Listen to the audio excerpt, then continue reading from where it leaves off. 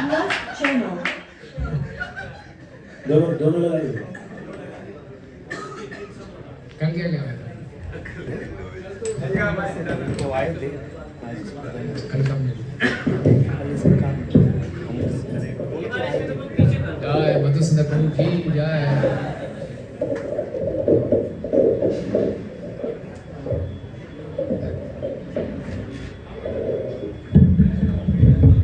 हरे कृष्णा जय हो।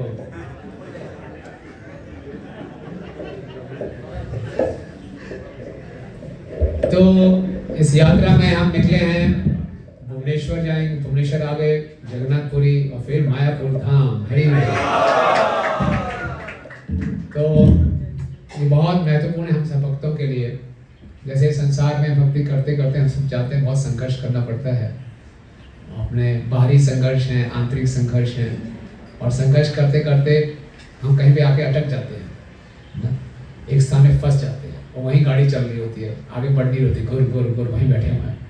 तो ऐसी यात्रा में आते हैं, धक्का लगता है, उस गड्ढे से बाहर निकलते हैं, फिर आगे गाड़ी शुरू होती है, फिर कुछ चलती है, फिर आगे हम कहीं अटक जाते हैं।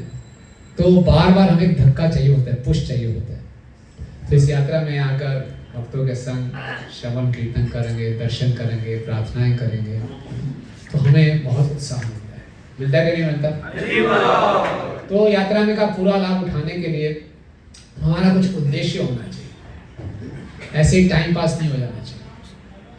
कुछ ना कुछ हमें आंतरिक संकल्प, कुछ पर्पस, कुछ उद्देश्य, कुछ विशेष प्रार्थनाएं अपने लिए मांगनी चाहिए कि मैं विशेषकर इस गड्ढे में ज़्यादा फंसा हुआ हूँ, इसलिए मुझे उठाने के लिए थोड़ा सा आप पुश कीजिए। तो धाम में बहुत शक्ति है, भक्तों के संग में बहुत शक्ति है। हम जाएंगे, जिन अर्चलों के दर्शन करेंगे, साक्षी गोपाल जी के दर्शन करेंगे, जगन्नाथ जी के दर्शन करेंगे, मायापुर धाम में जाएंगे, क्या क्या देखिए कहाँ का कितनी कृपा हम लूट सकते हैं। तो सारे इस धाम का पूरा लाभ उठा पाएंगे अगर हम सही मनोवृत्ति के साथ यहाँ जाएंगे। इससे श्रील प्रभुपाद बताते हैं कि भक्ति में जो प्रगति है वो हमारी एटीट्यूड, हमारी मनोवृत्ति पर निर्भर करती है।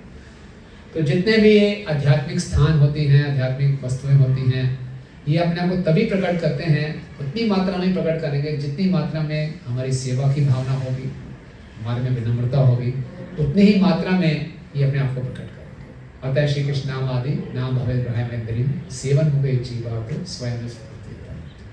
तो इस प्रकार से यहाँ ध्यान रखें। और चैतन्य महाप्रभु के धाम में हम जा रहे हैं, हमारा अंतिम पड़ाव वो होगा।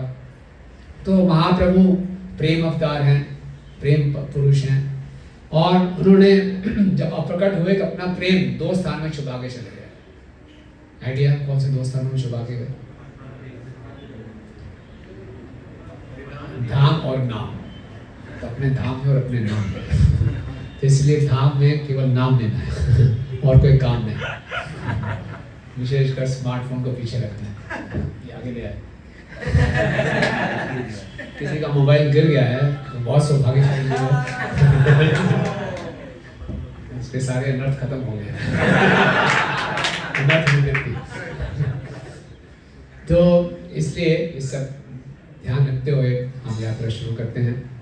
तो हम यहाँ भुवनेश्वर धाम में हैं और हम यहाँ से जाएंगे जगन्नाथपुरी धाम। तो चैतन्य भागवत में बहुत सुंदर वर्णन आता है कि चैतन्य महाप्रभु कैसे भुवनेश्वर धाम में आए। बहुत रोमांचकारी है। हम सब जानते हैं महाप्रभु ने संन्यास लिया, संन्यास लेने के बाद वृंदावन जाना चाहते थे। नित्यानंद प्रभु ने उनको दिव्य रूप से धोखा दिया, शांतिपुर में ले आए। शांतिपुर में 10 दिन रहे, खूब संकीर्तन हुआ। उसके बाद महाप्रभु बहुत गंभीर हो गए कि अब मुझे जाना चाहिए, क्योंकि मैं सन्यासी हूँ। यहाँ से वो निकले। जब वो निकल रहे थे सब भक्त लोग बहुत क्रंदन कर रहे थे, सब पृथ्वी पर गिर रहे थे, रो रहे थे, लेकिन महाप्रभु बिल्कुल निरपेक्ष होकर आगे बढ़े। जय जय श्री चैतन्य जय नित्यानंद, जय जय श्री चैतन्य जय नित्यानंद,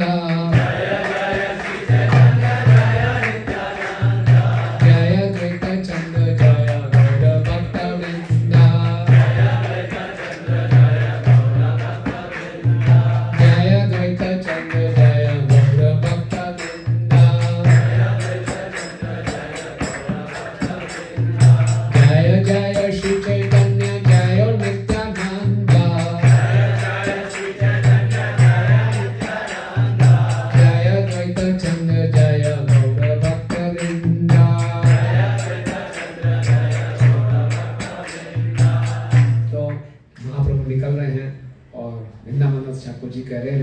जीवन मरण कृष्ण इच्छा सहाय, विश्व अमृत बख्शिले किछु नाया। महाप्रभु चले गए, बोले कोई मरने वाला नहीं था। सबको लग रहा था कि प्राण चले जाएंगे, क्योंकि जीना और मरना किसके समान है, किसके हाथ में है, भगवान के हाथ में है। कोई विष भी पी ले, गारंटी नहीं उसकी मृत्यु हो जाएगी। कोई अमृत भी पी ले, गारंटी नहीं वो जीवित रहेगा। सब कृष्ण के ऊपर निर्भर करता है। हो सकता है कोई अमृत पी ले और उसकी मृत्यु हो जाए, तो विष पी ले वो जीवित रहे। सब कुछ, हर वस्तु का जो को क्रियाशील बनाते हैं वो भगवान है।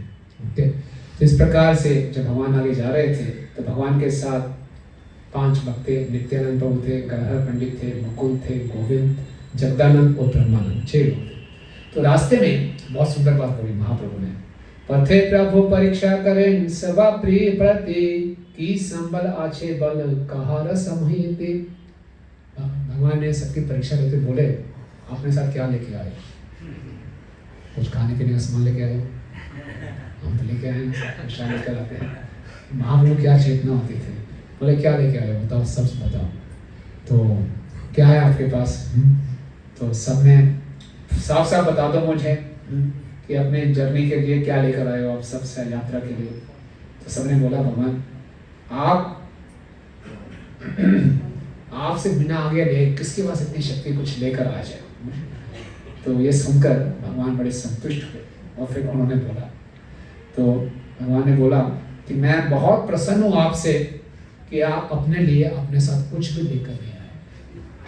यात्रा ऐसे करनी चाहिए। बिल्कुल हल्के हो गए, कुछ लेकर नहीं आए। वास्तव ये यात्रा होती है। हम लोग तो सारा लेकर चलते हैं, लेकिन महाप्रभु बहुत प्रसन्न हुए। मैं आप और सब भक्तों ने बोला कि आपके अलावा हमारी और संपत्ति है क्या? तो महाप्रभु बोले बिल्कुल सही बात है। बोले कि जो आपके भाग्य में खाने को है वो आपको मिलेगा ही मिलेगा, चाहे आप जंगल में क्यों ना हो, आपको पहुंच जाएगा वो, है ना। कहते हैं ना, खाने खाने पे लिखा है, दाने दाने पे लिखा है खाने वाले का नाम। ओके, और अगर समझ लो कि कोई राजा का ही बेटा क्यों ना हो, अगर भगवान ने सोचा इसको खाना नहीं मिला तो नहीं मिलेगा। और समझ लो भगवान किसी के पास खाना आ भी गया, सब कुछ है, तब भी हो सकता है ना खा पाए, इसका मूड खराब हो जाए, इसको कोई गाली दे दे पर मैं नहीं खाऊंगा, देखा नहीं। तो कुछ भी होते हुए हो सकता है वो ना खाए, या सब कुछ होते हुए बीमार पड़ जाए, ना खा पाए। तो इसीलिए भगवान ने सबके लिए सोच के रखा है इसको कितना मिलेगा।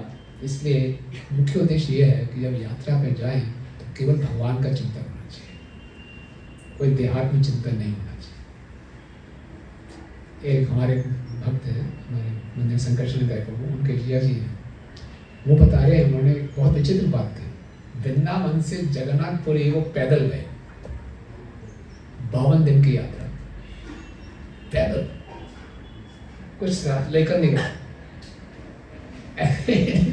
क्या इंस्पिरेशन मिली, पैदल निकल गए। कहीं भी रात को रुक जाते थे, कहीं पे भी रोक लिया, कहीं पे कुछ फल मिल गया खा लिए, फिर चलते गए। तो बहुत आनंद आया। ये है पूर्ण रूप से भगवान पर निर्भरता। हम इसकी नकल नहीं मार सकते, लेकिन सिद्धांत को समझ सकते हैं कि महाप्रभु हम देखेंगे पूर्ण रूप से जगन्नाथ जी के प्रेम में डूबे हुए थे। तो कोई खाने पीने की चिंता नहीं, रहने की चिंता नहीं, बस निकल गए। वो भगवान हमें संभालेंगे। लेकिन हम लोग पूरी यात्रा लेकर जाते हैं, अब गोपी बाबू यही समझेंगे सब संभालेंगे भगवान, आप सब भूखे ना, सबको चिंता होती है। तो पूरा अरेंजमेंट करना पड़ता है, टिकट बुक करनी पड़ती है, रहने की जगह करनी पड़ती है। लेकिन जो पहले महाप्रभु का ऐसा भाव होता था, लेकिन हम कोशिश ये करें कि कम से कम देहात चेतना में रहें, ज़्यादा से ज़्यादा कृष्ण का चिंतन करते रहें। इसलिए इस प्रकार से भगवान ने सबको सिखाया अपने आचरण से कि अगर भगवान में विश्वास है तो निश्चित रूप से हमें प्राप्त होगा। उसके बाद भगवान एक स्थान पे आते हैं, एक भक्त होते हैं आनंद पंडित, उनके घर में रुकते हैं, प्रसाद ग्रहण करते हैं। मैं संक्षेप में बता रहा हूँ। उसके बाद एक स्थान आता है छत्रभोगम। छत्रभोगम में गंगा है और वहाँ पे शिव जी के विग्रह हैं, अम्बुलिंग। शिव जी को गंगा जी से बहुत विरह हुआ तो गंगा के दर्शन करने यहाँ पर आए, गंगा में स्नान किया और अपने आप को उन्होंने गंगा में ही मिला दिया। शिव जी ने गंगा जी की स्तुति की, गंगा जी ने शिव जी की स्तुति की। ये सुन ये कथा महाप्रभु ने बताई और महाप्रभु ने खूब वहाँ पे नृत्य किया। और नृत्य करने के बाद जब अपने कपड़े वापस डाले थे, स्नान करने के बाद कपड़े वापस डाले थे, तो कपड़े स्नान करके आए थे और कपड़े डाले, कपड़े फिर से गीले हो गए। क्यों? उनकी आंखों से इतने आंसू बह रहे थे। ऐसा उनका प्रेम होता था। तभी वहाँ पर एक वहाँ का अधिकारी था, रामचंद्र खान, वो पालकी में जा रहा था। तो पालकी में जा रहा था, उसने देखा इतना तेज निकल रहा है सन्यासी के मुख से। तो नीचे उतरा और उनको उन्होंने प्रणाम किया।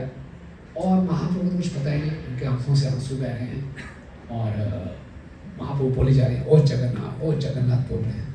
तो और साथ साथ में रो रहे हैं, जगन्नाथ का स्मरण करते हुए महाप्रभु रो रहे हैं।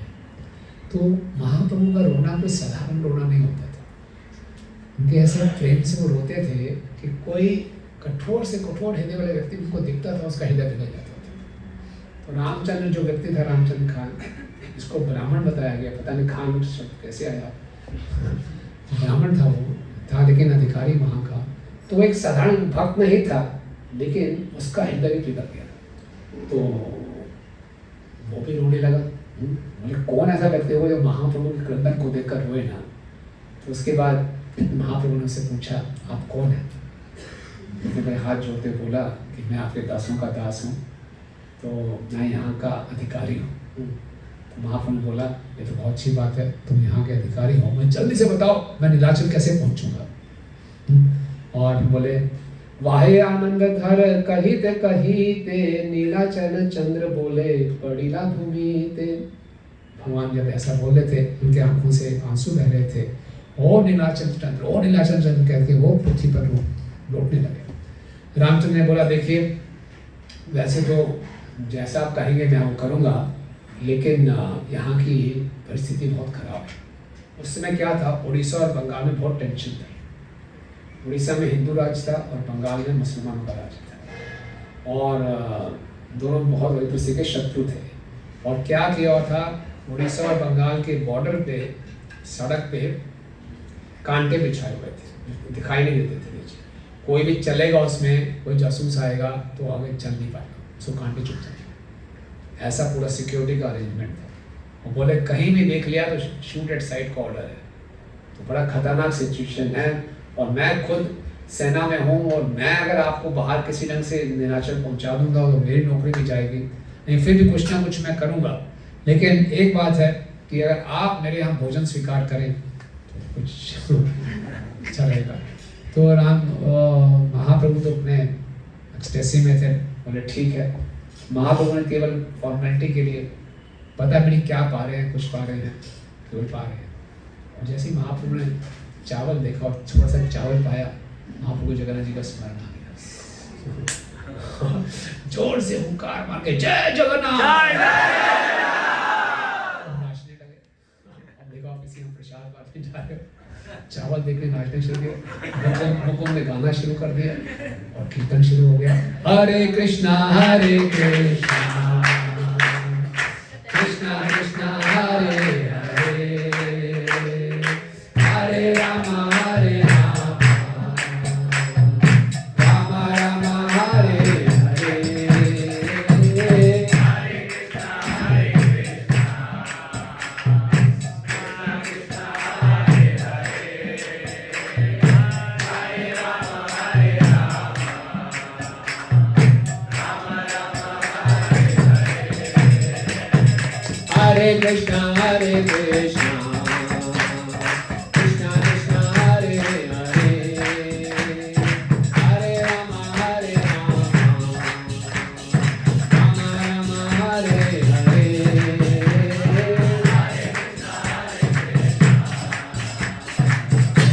कृष्णा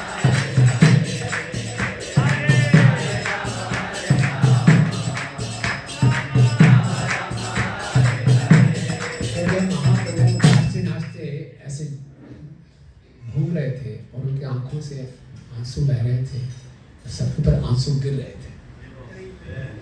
और केवल महाप्रभु के नृत्य को देखकर और किस तरह से उनके आंखों से आंसुओं की पिचकारियां निकल रही हैं, गंगा निकल रही है, हर कोई समझ गया कोई साधारण व्यक्ति नहीं है, स्वयं भगवान है। कि भगवान जो भी करते हैं वो असंपूर्ण होता है। भगवान ऐसे कोई नृत्य ऐसे आंसू बहाना संभव ही नहीं है। तो सब समझ गए निश्चित रूप से भगवान है। और जिन जिनके ऊपर वो आंसू गिरे सबको प्रेम प्राप्त हो गया। हरि सब प्रेम में रह गए।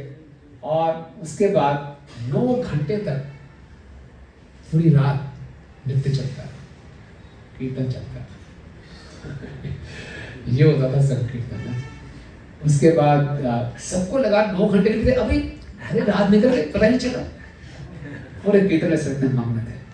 उसके बाद रामचंद्र खान आए, बोले आपके लिए नाव तैयार है घाट पे। तो महाप्रभु कीर्तन करते हुए भगवान का नाम लेते हुए नाव में चढ़ गए। और नाविक परेशान हो गया। कौन आ गया? नाविक गया, आज तो मैं गया। वो देखे तो कीर्तन कर रहे हैं, बिल्कुल कोई सुबुद्ध नहीं है। और ऐसे टेंशन के टाइम में बोले मैं मना करूंगा रामचंद्र खान को तो वैसे ही मुझे मार देगा। और इतनी जोर से कीर्तन कर रहे हैं, वहां पे उसने सुन लिया, किसी को सुनाई दे दिया शत्रु के आदमी को, वो वैसे ही शूट कर देंगे। और ऐसे उछल उछल के नाच रहे, वैसे ही नाव डूब जाएगी। कहीं बचने का चांस नहीं। मैं वहां पहुंच गया तब भी मारा जाऊंगा, नहीं पहुंचा तो इतना शोर मचा रहे, रास्ते भी मारे जाएंगे। और पैसे भी पता नहीं बचूंगा नहीं बचूंगा, इतने जोर से कूद रहे हैं। तो उसने बोला शांत हो जाओ, नाव डूब जाएगी। तो भक्त लोगों को थोड़ा उत्साह कम हो गया, लेकिन महाप्रभु फिर भी नाचते रहे। महाप्रभु ने बहुत सुंदर बात बोली। महाप्रभु ने क्या बोला? महाप्रभु ने बोला कि कोई चिंता नहीं है। क्यों? क्योंकि हम भगवान का कीर्तन कर रहे हैं, सुदर्शन चक्र हमारी रक्षा करेगा। तो भक्त लोग बिंदास होते हैं, भक्त को पूरा विश्वास होता है, लक्ष्य से विश्वास है। लेकिन इसका मतलब ये नहीं कि हम कुछ नहीं कर लेंगे। लेकिन महाप्रभु यहाँ दिखा रहे हैं कि हम संकीर्तन करेंगे, चिंता मत करिए ना। किच्छु चिंता नहीं, बोलिए पीछे, किच्छु चिंता नहीं कर कृष्ण संकीर्तन, तोरा की ना देखा हेरे फिरे सुदर्शन, तोरा की ना देखा हेरा फिरे सुदर्शन,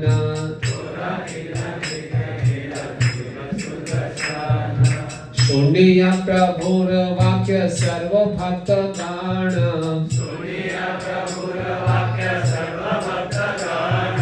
आनंदे लागिला सबे करीते कीर्तन,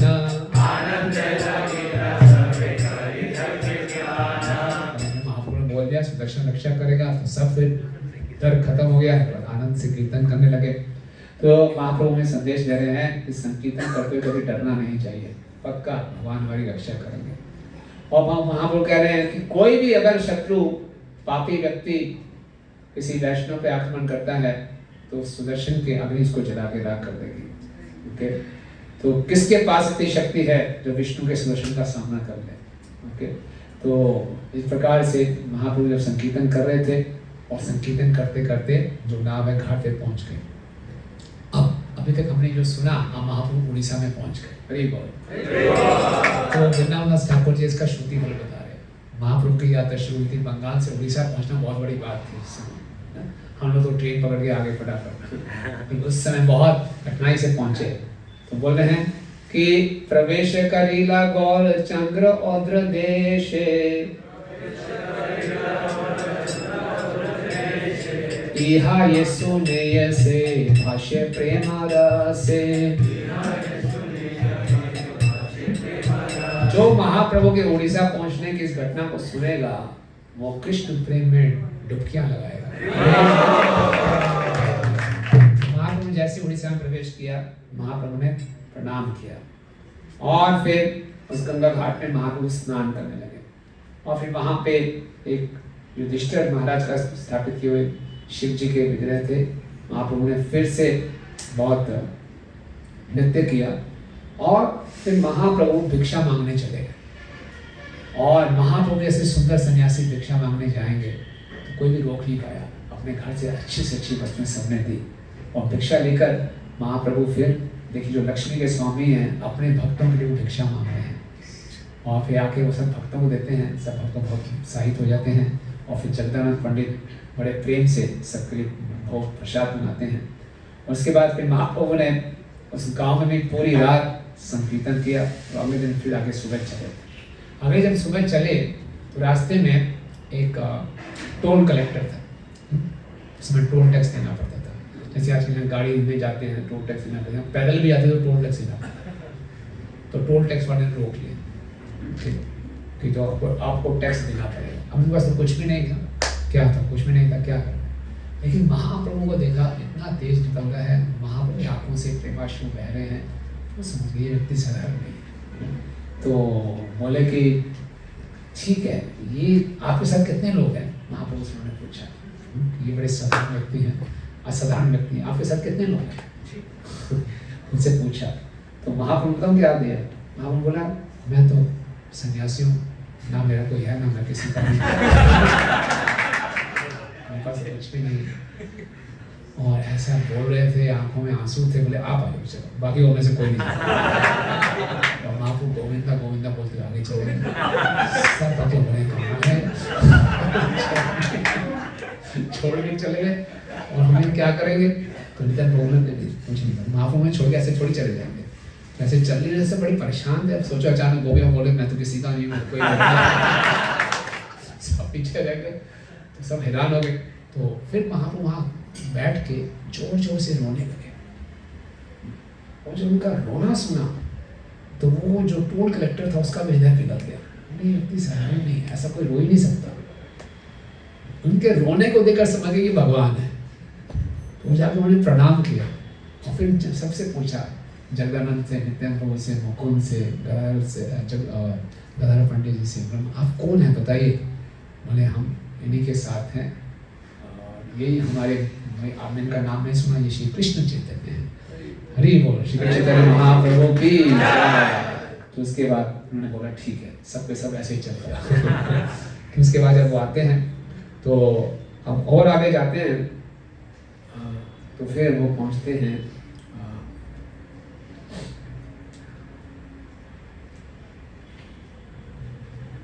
नीलाचल के लिए। फिर वो आगे बढ़ते हैं तो रास्ते में उनको एक मायावादी सन्यासी मिलते हैं, शक्ति सन्यासी मिलते हैं।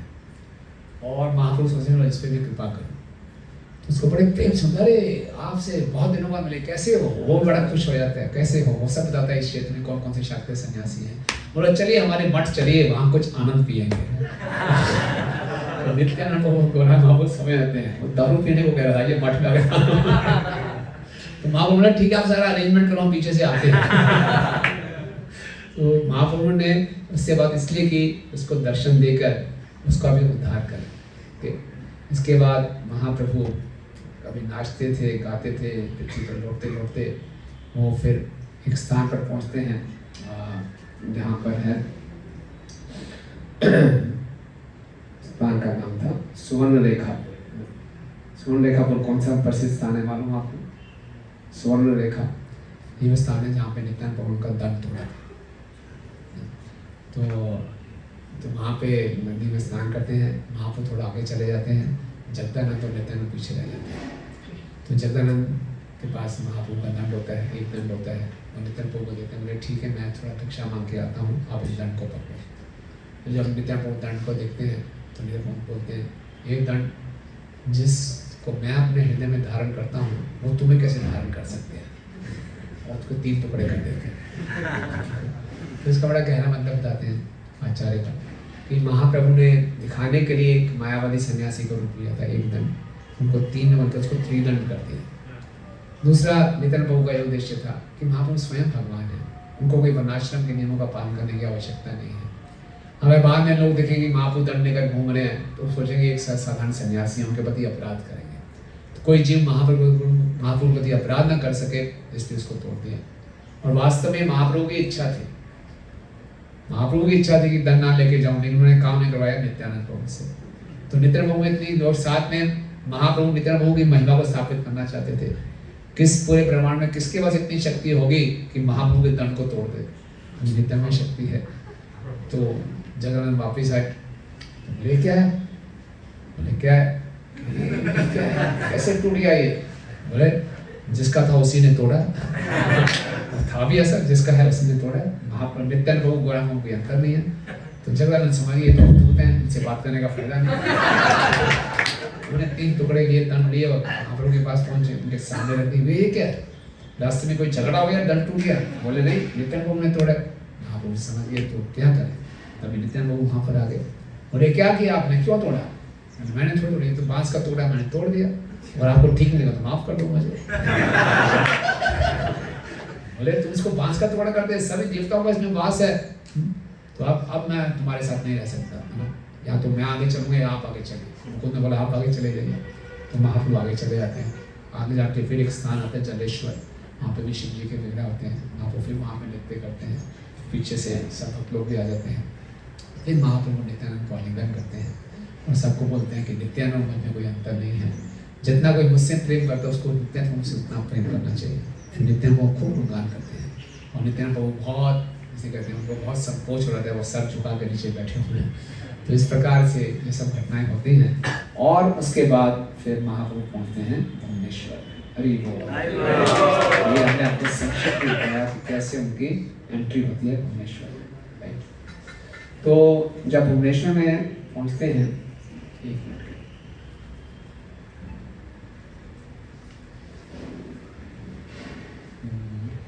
बहुत बड़े बड़े तात्पर्य भी हैं।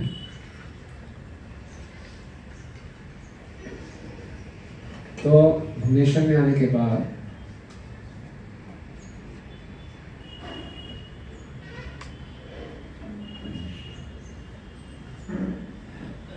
हरे कृष्णा कृष्णा कृष्णा हरे हरे, हरे राम। इससे पहले महाप्रभु जाजपुर जाते हैं। जाजपुर में भी आदि बरा के, जाजपुर देखा है आपने? जाजपुर में आदि बरा के विग्रह हैं। तो महाप्रभु वहाँ भी बहुत नृत्य करते हैं। और फिर महाप्रभु जाजपुर में जितने भी विग्रह थे उनका दर्शन करने के लिए अकेले में निकल जाते हैं। तो सारे लोग परेशान हैं कि महाप्रभु कहाँ चले गए, नित्यानंद प्रभु ने वापस आ जाएंगे। तो सब अकेले दर्शन करके, आवाज़ नहीं आ रही मुझे?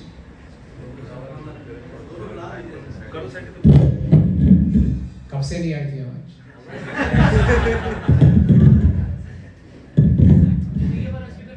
हरे कृष्ण। दंड भंग तक सुन लिया था लोग। उसके बाद जाजपुर जाते हैं। जाजपुर के बाद फिर जाते हैं रेमुना। तो रेमुना में खीरचर गोपीनाथ दर्शन करते हैं, वहाँ कथा करते हैं। फिर जाते हैं कटक, और कटक में साक्षी गोपाल, उसने साक्षी गोपाल जी कटक में थे, तो वहाँ उनके दर्शन करते हैं। और फिर उसके बाद पहुँचते हैं भुवनेश्वर। ठीक है, तो भुवनेश्वर में जब आते हैं,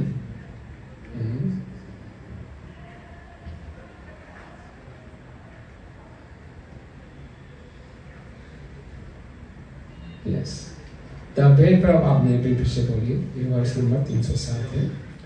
तबे प्रभु आई लेना श्री भुवनेश्वर,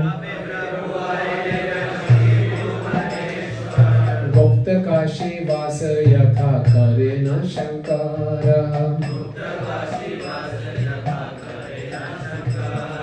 तबे प्रभु आई लेना श्री भुवनेश्वर,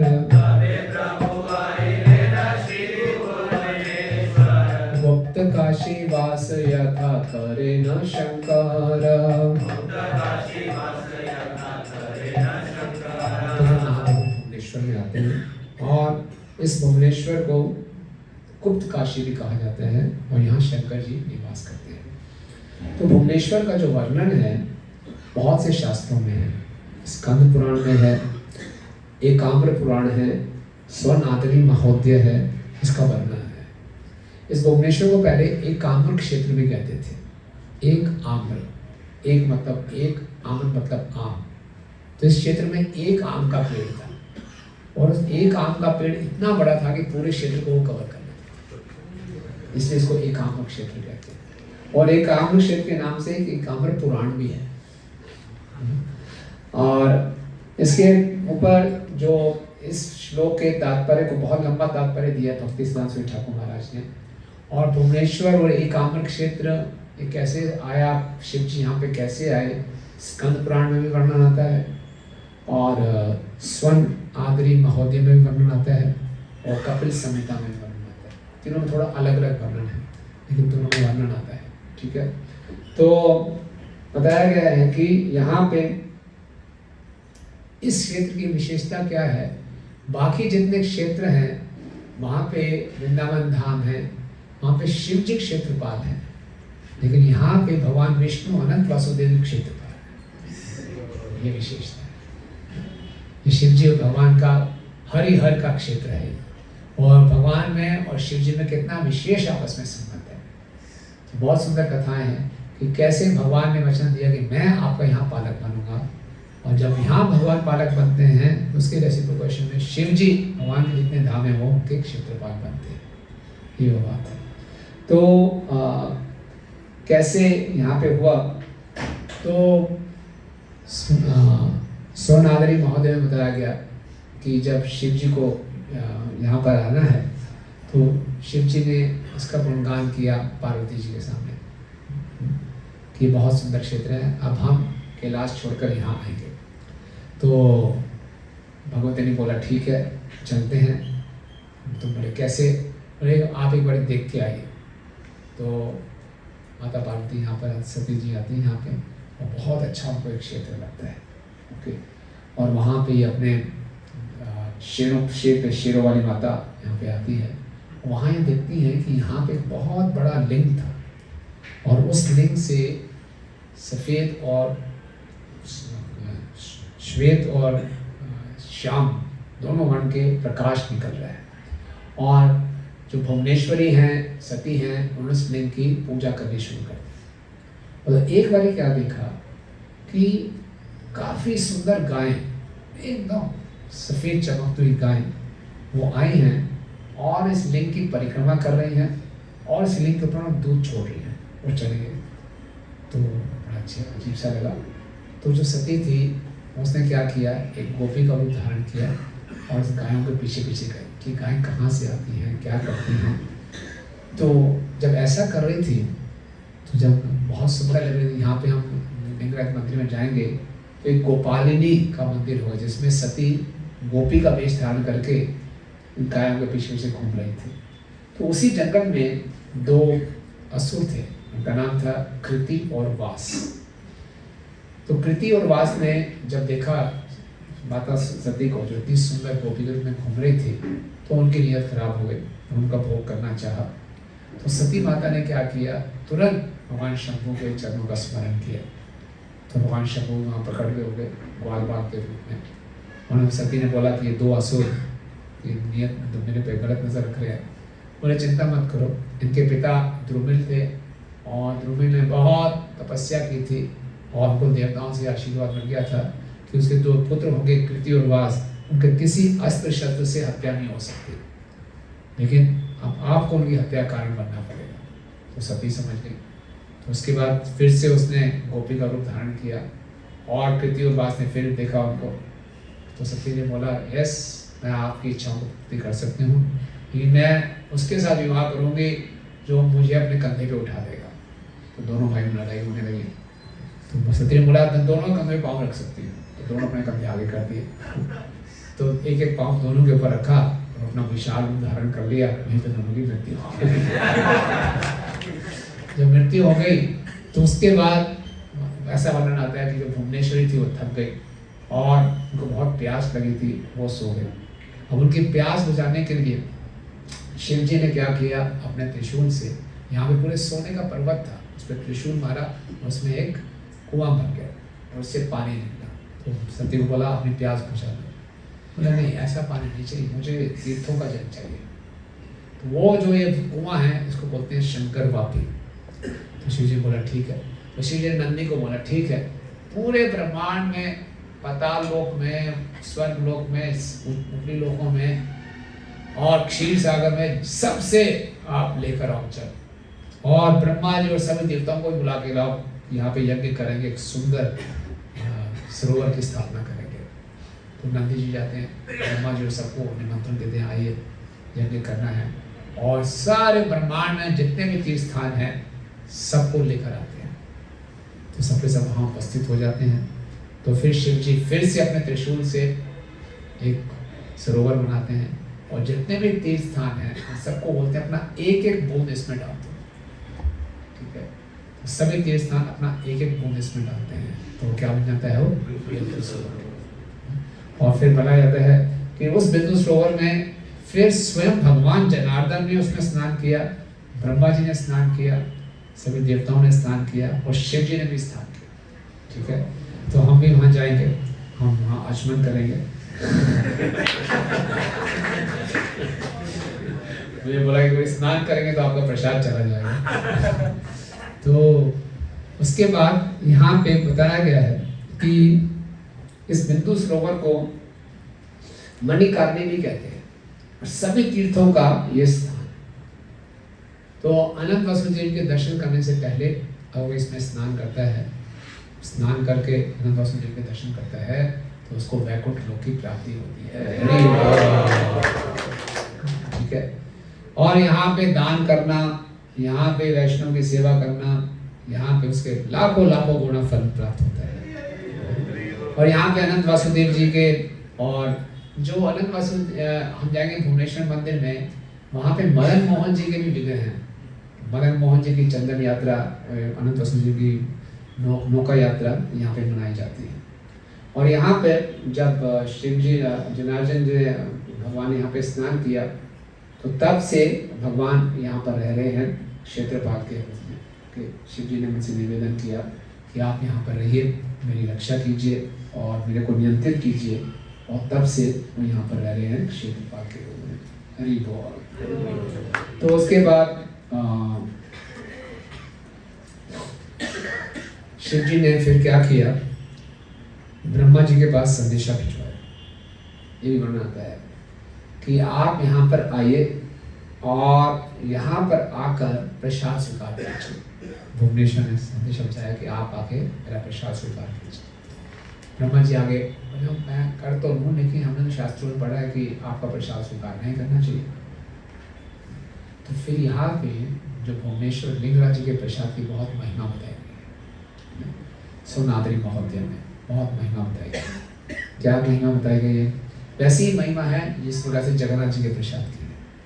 उस समय क्या होता था पहले, अभी ये बंद हुआ है, काफ़ी वर्षों तक जो अनंत वसुदेव जी को पहले भोग लगता था वो शिव जी के पास आता था और शिव जी के भोग से फिर सबको मिलता था महाप्रसाद। इसकी बहुत महिमा बताई गई है। ऐसा बताया गया है कि इस महाप्रसाद की महिमा कोई सुनता है, उसकी महाप्रसाद की महिमा सुनने मात्र से ही शिव जी प्रसन्न हो जाते हैं। शिव जी जब प्रसन्न होते हैं तो भगवान भी प्रसन्न हो जाते हैं। तो इसलिए जिस प्रकार से जगन्नाथ जी के प्रसाद की महिमा है वो कभी झूठा नहीं होता, इसी प्रकार से बिल्कुल वैसे ही है। और वैसे हम जाएंगे अनंत वासुदेव, वैसे ही आप में कितने लोग पहले आ चुके हैं अनंत वासुदेव में, प्रसाद पा चुके हैं? कितने लोग पहली बार ही आ गए? अच्छा, हरी। तो हमको ऐसे लगे जगन्नाथ जी के मंदिर में हम जा रहे हैं, बिल्कुल उसी प्रकार का आपको प्रसाद प्राप्त होगा। और फिर कहते हैं कि इस भुवनेश्वर के महाप्रसाद का अनंत जी भी अपने हजारों मुखों से वर्णन नहीं कर सकते, इतनी उसकी महिमा है। ओके, इसके बाद बताते हैं कि एक और कथा है। जिस प्रकार से हम देखते हैं कि जगन्नाथ जी के मंदिर में पतित पावन मूर्ति है सिंह द्वार के बाहर, कि जो लोग जिनको आज्ञा नहीं है मंदिर में प्रवेश करने की, उसी प्रकार से भुवनेश्वर लिंगराज के मंदिर में ही सिंह द्वार है और सिंह द्वार में हम वहाँ भी एक पतित पावन मूर्ति है लिंगराज जी की, तो उसके भी बाहर से हम दर्शन कर सकते हैं। तो जिस प्रकार से आप जाएंगे जगन्नाथ जी के मंदिर में, नरसिंह भगवान का मंदिर है, यहाँ पे भी नरसिंह भगवान का मंदिर है, यहाँ पे भी वैसे ही बहुत सुंदर सी रसोई घर है। और बताते हैं कि उस रसोई घर में 360 ब्राह्मणों के परिवार यहाँ पे कुकिंग के लिए आते हैं। बहुत उच्च स्तर में कुकिंग होती है। ओके, और जो लिंगराज होंगे इनका श्वेत और श्याम वर्ण होगा और एक चक्र की तरह है, और इसके ऊपर गंगा, यमुना, सरस्वती और 10 अवतारों के पूरे चिन्ह हैं। इस मंदिर की ऊंचाई बताई गई है 165 फीट ऊंचाई, और भी बहुत से विस्तार बताए गए हैं, डिटेल्स बताए गए हैं। आप इसको पढ़ सकते हैं। जो अनंत वसुदेव जी का मंदिर है वो 60 फुट ऊंचा है। तो अनंत वसुदेव सबसे पुराना मंदिर था, उसके बाद फिर ये मंदिर आया।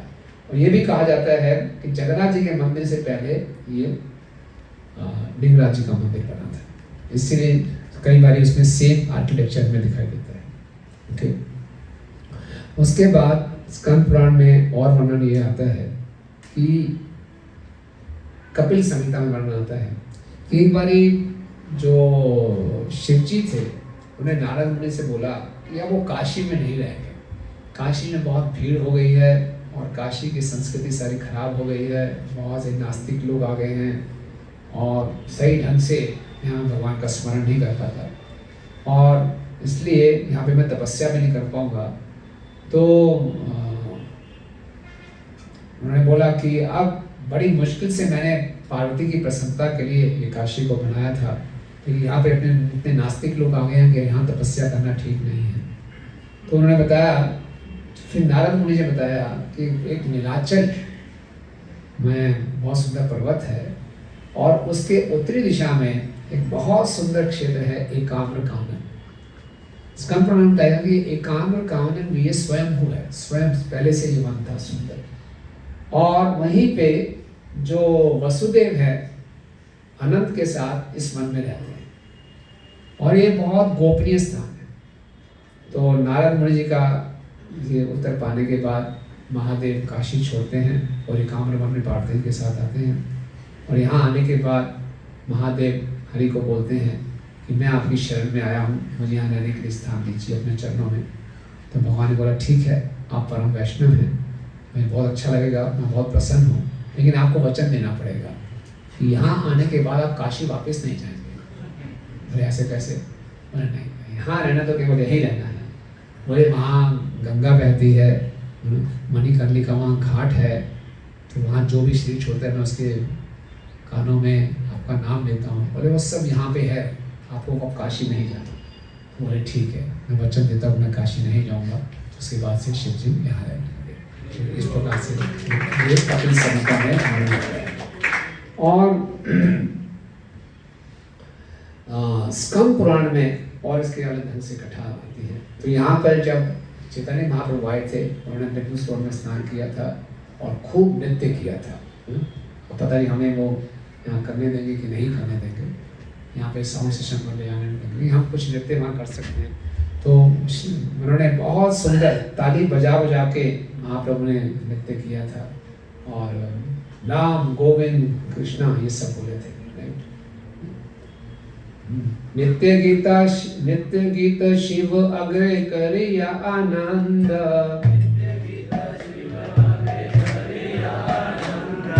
सही रात्रि रगला सही में गौर चंद। अब वो स्कंद पुराण से बताते हैं कि स्कंद पुराण में क्या हुआ था।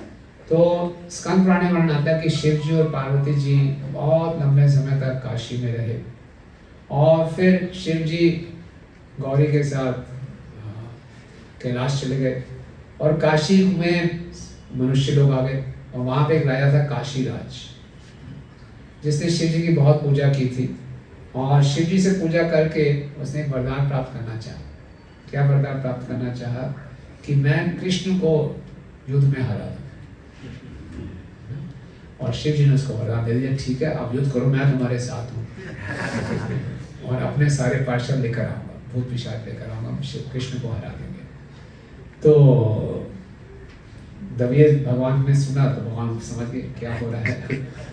तो कहते हैं कि शिव जी के क्रियाओं को समझना भी इतना आसान नहीं है। ठीक है, उसमें ऐसा हुआ तो राजा था, शिव जी ने उत्साह बढ़ा दिया तो उसने लड़ाई छोड़ दी, जंग छोड़ दी। अब भगवान वहाँ पर हैं, भगवान ने क्या किया? भगवान को मालूम था कि मेरे सुदर्शन चक्र से सबका नाश हो जाएगा, तो भगवान ने सुदर्शन चक्र के द्वारा काशीराज का सर काट दिया। ओके, और फिर क्या किया उसने? वो जो सुदर्शन चक्र है शिव जी के पीछे भाग गया। अब शिव जी के पास कोई जगह नहीं थी। शिव जी ने अपना पशुपात अस्त्र छोड़ा पशुपाल रास्ते जब सुदर्शन के सामने आया, उसने घुटने टेक दिए और सुदर्शन चक्र फिर शिव जी के पीछे पड़ गया। अब शिव जी बोले कहाँ मुँह कौन बचाएगा। शिव जी की वही हालत हुई जैसी कि दुर्वासा मुनि की थी। बोले अब कृष्ण के अलावा मेरी और कोई रक्षा नहीं करते। इसको सोचते हुए जो परम वैष्णव शिव जी थे वो गोविंद की शरण में गए और फिर उन्होंने भगवान को बहुत सुंदर सुंदर प्रार्थनाएं की। जय जय सुबुद्धि कुबुद्धि सर्वदाता, जय जय सुबुद्धि कुबुद्धि सर्वदाता, जय जय शिष्ट हर्ता सबार रक्षिता, जय जय शिष्ट हर्ता सबार रक्षिता। तो आप ही सबको सुबुद्धि देने वाले हो, आप ही सबको कुबुद्धि देने वाले हो। यानी मैंने जो गलती की आप ही देने वाले हो और आप ही सबके सृष्टा हो, आप ही सबके पालन करने वाले हो, आप ही सबके हर्ता हो। फिर जय जय दोषदर्शी कृपा सिंधु, जय जय संतप्त जन एक बंधु, आप कृपा के सिंधु हो, आप दूसरों में दोष नहीं देखते और वास्तव में जो लोग बहुत संतप्त हैं, दुखी हैं, आप उनके मित्र हो। ओके, जय जय अपराध भुंजन शरण, जय जय अपराध भुंजन शरण, दोष क्षमा प्रभु तोर लाइनु शरण, दोष क्षमा प्रभु तोर लाइनु शरण। आप अपराधों की क्षमा करते हो, आप शरण देने वाले हो, आप मेरे अपराधों को क्षमा कीजिए, मैं आपकी शरण लेता हूँ। तो ये प्रार्थना हम अनंत वासुदेव जी के सामने भी कर सकते हैं। भगवान के सामने जाएंगे कि आप अपराधों को हरने वाले हो, आप शरण देने वाले हो, आप दोष क्षमा करने वाले हो, मैं आपकी शरण लेता हूँ। तो शंकर जी की प्रार्थना को सुनने के बाद तो भगवान ने सुदर्शन चक्र को रोक दिया और भगवान उनके सामने इस प्रकार से खड़े हुए, बिल्कुल गोप के रूप में खड़े हुए। सब ग्वाले भी थे, गोपियाँ भी थी और मुस्कुराते हुए और थोड़े क्रोध में भगवान शिव जी से बात करते हैं। तो शिव जी और भगवान का बड़ा विशेष संबंध है। तो थोड़ा क्रोध भी है भगवान को, ऐसे ही मतलब कि आक्रमण कर दिया असुर ने बोला चलो आक्रमण कर दिया। तो बड़ा क्रोध भी आ रहा था और मुस्कुरा भी रहे थे, क्या कर दिया आपने, देखो क्या। तो फिर भगवान को बोलते हैं के न सेवा तुम्ही ते जाना हा मोर शोधे, इत काले तोमार हिम्मत के न बुद्धि। बोले शिव जी तुम जानते हो मेरे में कितनी शक्तियां हैं, कैसे तुम्हारे में बुद्धि आ गई। और ये कौन है काशीराज जिसके कहने पे तुमने मुझसे युद्ध किया। देखो मेरा सुदर्शन चक्र जिसके सामने किसी की भी शक्ति नहीं टिकेगी। बड़े बड़े ब्रह्मास्त्र पुष्पा पशुपात अस्त्र इसके सामने शक्तिहीन है। और फिर भगवान ने बहुत बड़ी बात बोली, मुझे लगता है पूरे तीनों लोकों में जितना तुमने मेरा अनादर किया किसी ने नहीं किया होगा। ऐसी बात जब बोल दी तो शिव जी भगवान के इतने गुस्से वाले शब्द सुनकर शिव जी कांपने लगे। शिव जी तो परम वैष्णव है, अगर कोई ऐसा बोल दे कि इतना अनादर तो कोई नहीं कर सकता जितना तुमने मेरा अनादर किया, ये प्रेम से था। लेकिन शिव जी बड़े डर से कांपने लगे, है ना। और शिव जी ने भगवान के चरणों को पकड़ लिया, पूरी शरणागति में फिर प्रार्थना करने लगे। बोले तुम्हारा अधीन प्रभु सकल संसार, तुम्हारा अधीन प्रभु सकल संसार, स्वतंत्र हिते शक्ति अच्छाए कहार। स्वतंत्र हिते शक्ति अच्छाए कहार। अरे पूरा जगत आपके अधीन है, किसके पास शक्ति है कि वो आपसे स्वतंत्र हो जाए। जिस प्रकार से हवा एक सूखे घास के तिनके को नियंत्रित करती है, उसी प्रकार से आप पूरे जगत को नियंत्रित करते हो। तो बोले फिर भी शिव जी क्या कह रहे हैं कि संसार में हर जीव वैसे ही कार्य करेगा जैसे आप उसको दिशा देंगे। किसके पास शक्ति है जो आपकी माया को पार कर सके। कुछ न किसी तरीके से आपने मुझे कुछ मिथ्या अहंकार दिया है जिसके कारण मैं जान नहीं पाया कि आप मुझसे श्रेष्ठ हैं। शिव जी क्या कह रहे हैं कि आपने मुझे फॉल्स ईगो दी थी, उस फॉल्स ईगो में मैं बह गया। ओके, तो आपकी जो मायावी की शक्ति है उसने मुझे मोहित कर दिया और मेरे पास कोई स्वतंत्रता नहीं है। आपके चरण कमल में ही मेरे जीवन है। मैं हमेशा इस जंगल में रहूँगा और आपके चरणों का ध्यान रखूँगा, फिर भी आपने मुझे अहंकार दे दिया है, मैं क्या कर सकता हूँ? यही आपकी इच्छा है। तो मैंने आपके प्रति बहुत अपराध किया है, मुझे क्षमा कर दीजिए, मुझ पर कृपा कीजिए, मुझे ये आशीर्वाद दीजिए कि ये कुबुद्धि मेरे दोबारा कभी विकसित ना हो। बहुत सुंदर प्रार्थना है। एई मत कुबुद्धि मोर ये न आर नाहे, एई मत कुबुद्धि मोर ये न आर नाहे, एई वर देह प्रभु भैया सदाया, एई वर देह प्रभु भैया सदाया। तो आप मुझ पे ये दया कीजिए कि मेरे अंदर ये कुबुद्धि दोबारा विकसित ना हो। मैंने आप ये मिथ्या अहंकार में आके आपके प्रति जो अपराध किया है, इसका मुझे पूरा अब सजा मिल गई है। आप मुझे आदेश दीजिए, मुझे कहाँ रहना चाहिए, आपके अलावा मैं किससे पूछ सकता हूँ? तो भगवान शंकर के इन शब्दों को सुनकर भगवान मुस्कुराए और बड़ी करुणा से उन्हें बोले, तो भगवान ने बोले, सुन शिव तोमार दिलन दिव्य स्थान, सर्व गोष्ठी सह तथा करह पायाना। तो सुनो शिव, मैं तुम्हें बहुत ही दिव्य स्थान दे रहा हूँ, अपने पूरे संगियों के स्थान इस स्थान में रहो।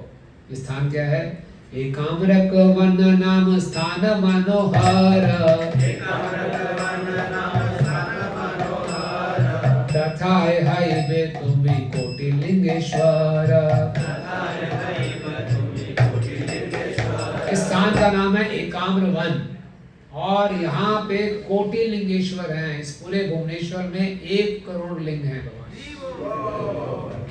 सोचिए इतना विशेष स्थान है, कोटिलिंगेश्वर है उनके। और ये स्थान वाराणसी के समान ही बहुत ही सुरम्य है और मैं भी यहाँ पे बहुत ही परम गोपनीय तरीके से रहता हूँ। तो बोले शिव जी, हे शिव, आज मैंने तुम्हें स्थान की महिमा बताई है, इस स्थान के बारे में कोई नहीं जानता था। और फिर बोले कि मैं भी पास में ही नीलाचल में पुरुषोत्तम क्षेत्र में रहता हूँ। और फिर पुरुषोत्तम क्षेत्र की महिमा गई कि सारे पूरे संसार में प्रलय हो जाएगी, लेकिन मैं वो स्थान रहेगा और वहाँ पूरे दिन में खाता रहता हूँ।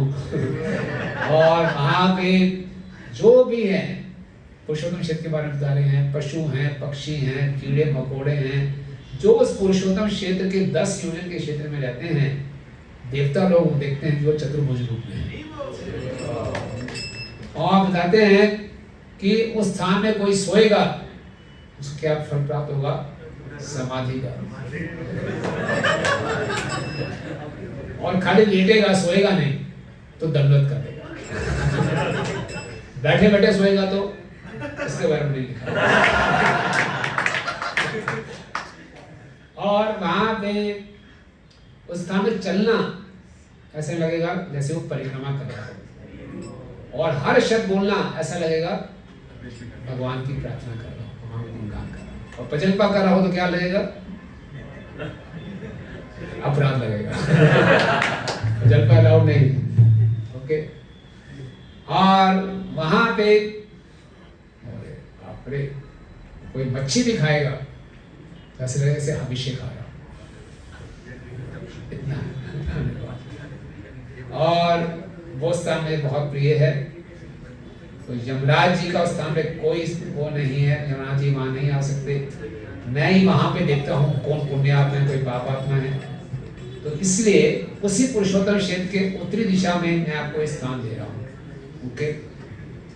और ये जो स्थान है, भुक्ति मुक्ति प्रद से स्थान मनोहर,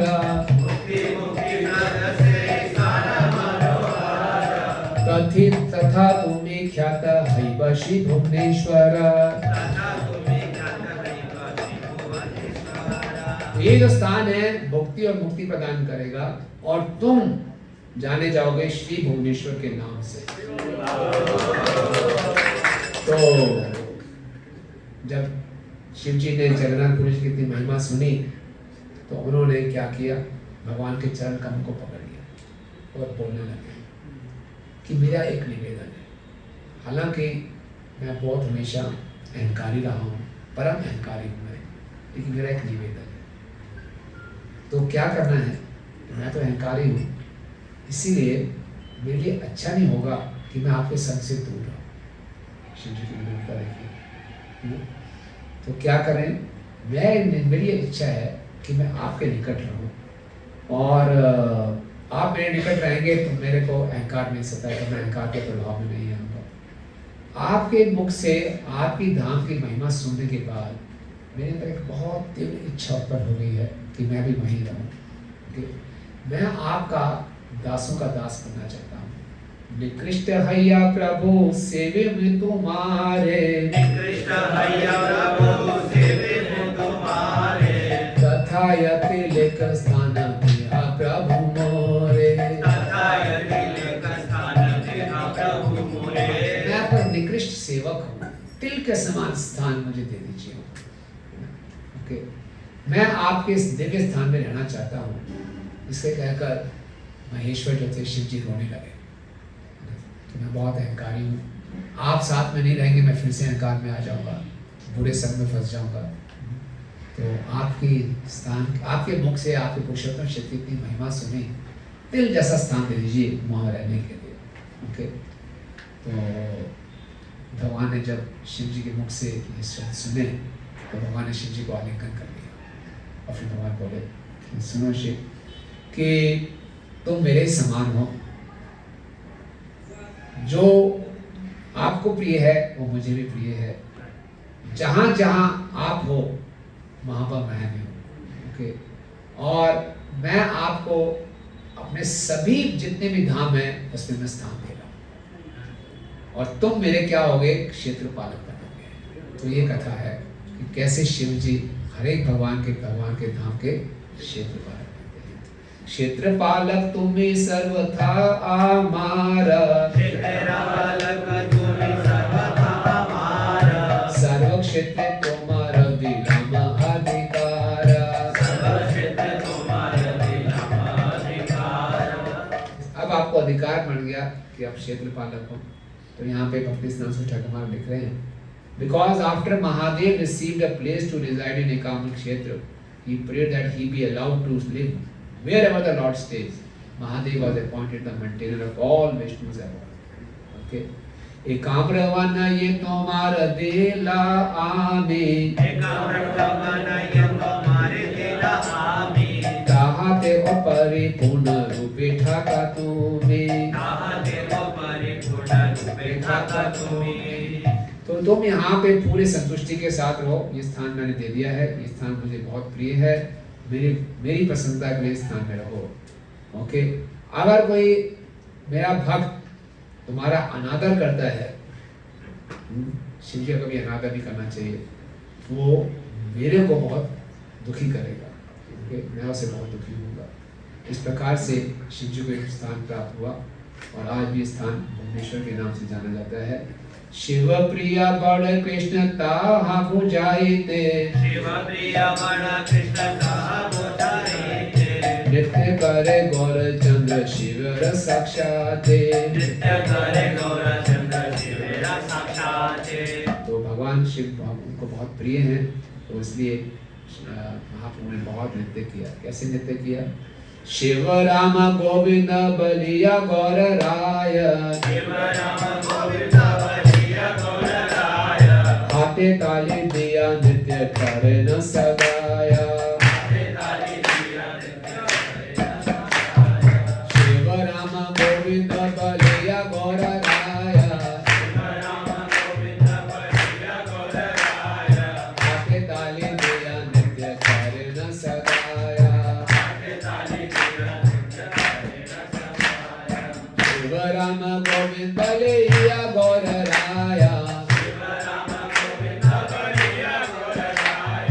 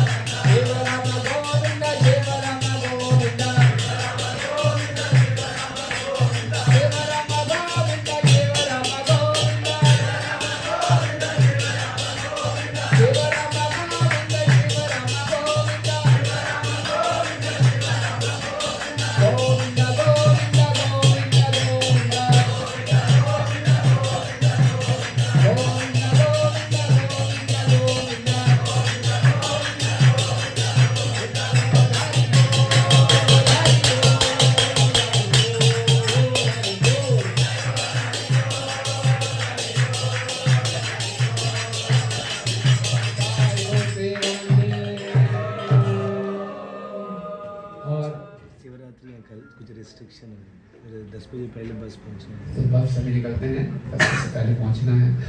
और वहाँ पहुंच के भगवान ने शिवाष्टकम गाया था, वो वहीं गाएंगे फिर। तो उन्होंने मुझे अपने कर्चों में लिखा है, चैतन्य महाप्रभु जब लिंगायत मंदिर में गए थे तो शिव जी की प्रशंसा में उन्होंने 8 श्लोक की रचना की थी, बहुत सुंदर है वो भी। ठीक है, तो जाके खूब प्रार्थना करेंगे श्री किंगराज जी से कि हमें गोरख नाम के चरणों में और प्रेम प्राप्त हो। हरे कृष्ण। श्री प्रभुपाद की, गोरख महाप्रभु की, भुवनेश्वर धाम की, लिंगराज जी की जय। गौर प्रेमानंद। हरे कृष्ण। हम लोग एक दूसरे से करना चाहते हैं। हरे कृष्ण हरे कृष्ण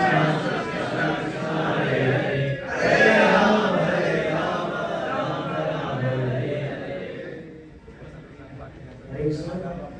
प्रभु जी, आज इस ग्रेस पद्महरि प्रभु का जन्मदिन है। हरे हरे पद्महरि प्रभु आइए हरे कृष्ण। हरे कृष्णा कृष्णा कृष्णा हरे हरे, हरे राम राम राम हरे हरे।